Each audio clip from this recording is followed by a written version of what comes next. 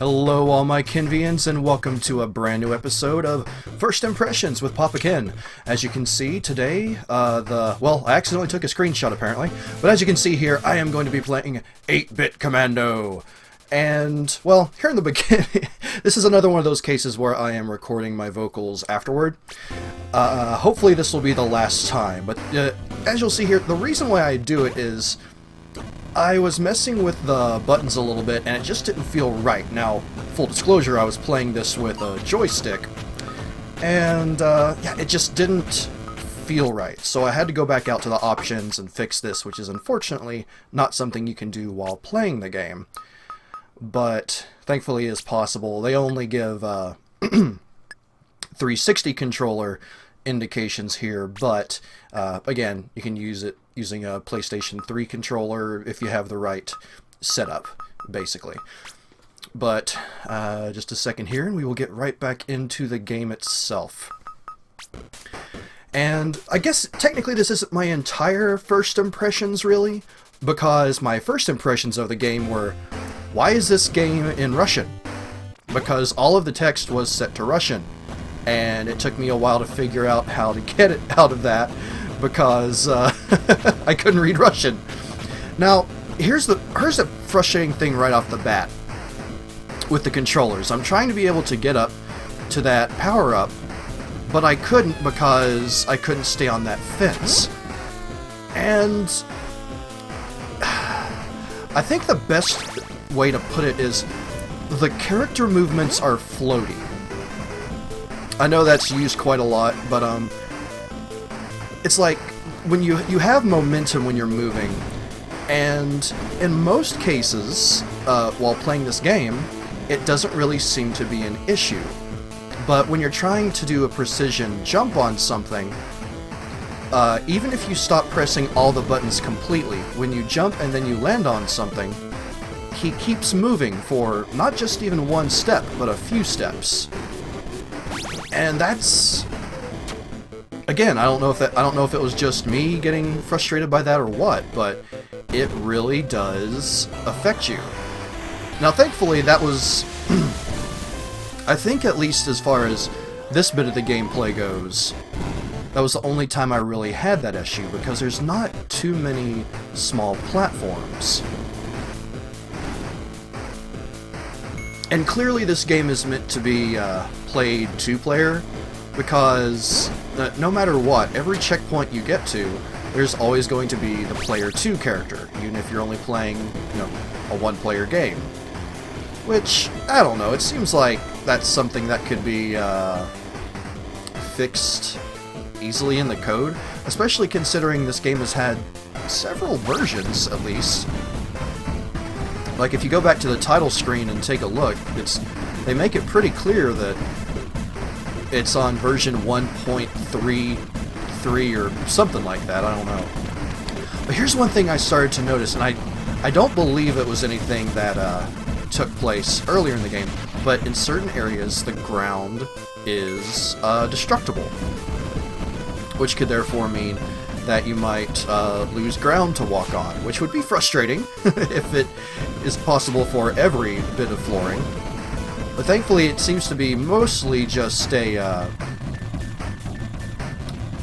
sort of a visual deal, like you have, destroyed ground there. It's, I mean, not something that's like really necessary, but it's there, and it's kind of a cool effect, I guess. And there we got through the first boss, which was simple enough. It wasn't all that bad. And, oh yeah, it automatically uploads your time and then downloads the overall list, which, that's cool. But I kind of wish they defaulted to the back or continue. And, well, I didn't say this earlier, but it should be pretty clear. This game is basically an amateurly made version of Contra. And the weapon we picked up there, well, unfortunately I didn't have it for long, but in the Contra games, the laser weapon tends to be more than a bit controversial because of the fact that it can be pretty powerful, but it also, you can only shoot it so much at a time. And its shooting frequency is not very often, but in this game, the laser weapon is basically, well, it's what's coming out of that machine up top. It's a constant stream. And it's pretty powerful from what I can remember, so yeah, it's... Oh no, that's one little bit of improvement I think they made on the game. And then we have the flamethrower here, which, especially if you compare this to the original Contra, is by far a superior version of the flamethrower. Because in the original Contra, flamethrower was basically like, it was a shot that goes in a circle, which was always just bizarre to me. Well, I can't remember exactly, but I think this is where I run into some of the issues with the platforming. And why you'll see me run back and forth a lot of times on some of the platforms, because it's I'm trying to stay centered, but oh, like there we go. You can't just land on a dime in this game. Your character keeps moving, and if you don't turn back around in time, you're pretty much screwed. And it's really frustrating, because that's, I mean, this isn't an old game. And platforming like that was fixed back, or, well, not even fixed, it was mastered, essentially, back in the day of Mario and Contra. And I just don't understand why... Okay, now that was my fault, getting hit by that thing. But the moving... Yeah, that was dumb of me, admittedly. That one was completely my fault. But again, we have to go back through the...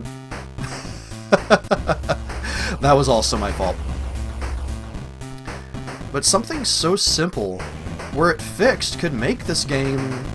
It could take it from, oh hey, look, this is basically a Contra clone, to, wow, this game is really solid, and I enjoy playing it. And at this point, it's okay. It's kind of fun in short little bursts, but whenever the platforming comes in, it's like, oh god, here we go again.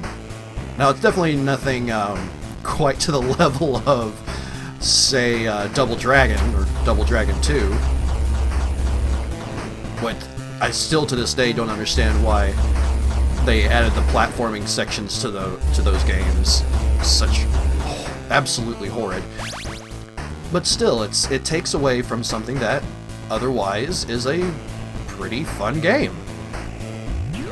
And these little hovercraft things are thankfully not that hard to take down, but when there are both of them on screen, it can be a little bit distracting.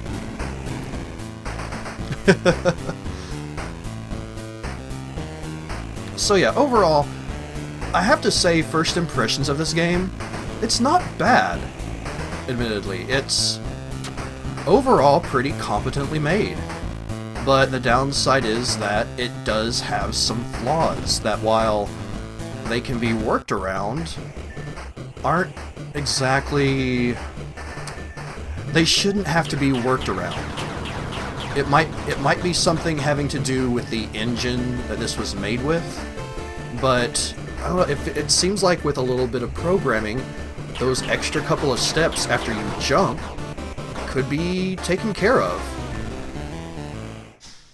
And again, it's like the boss battles in this game aren't really all that...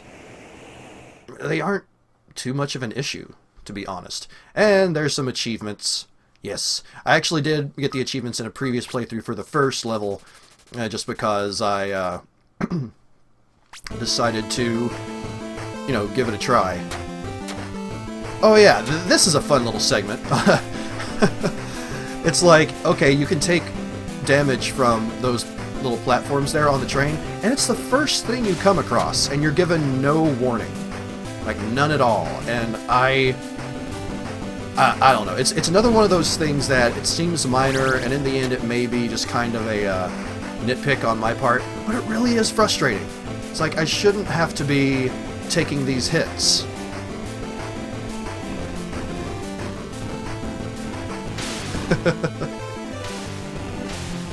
And as always, we run across our player 2, which always just looks so strange there. It's like, hey, you're able to move that fast. I don't know. But yeah, like I said, overall, I feel like this game is pretty fun. I can't remember the price exactly, but when I upload this, I'll remember to edit in the price for it currently, like not on sale on Steam, just to give you all an idea.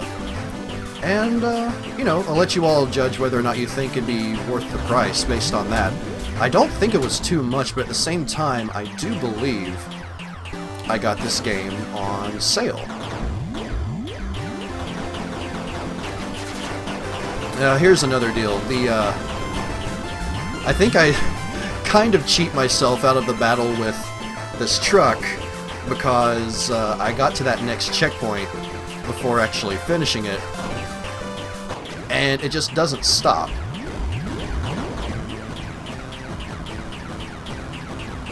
And that's another thing about some games. It's like, I don't know if the audio is put on MP3 or what it is, but it just kind of stops, and then it starts over again, and I just feel like it should have been a bit better of a transition. But hey, this is just, you know, some little critique, even if it's not a AAA game, I just, you know, I want to see better of it. But here we go. Since I was at that next checkpoint, hey, there we go. I don't have to worry about the Jeep anymore.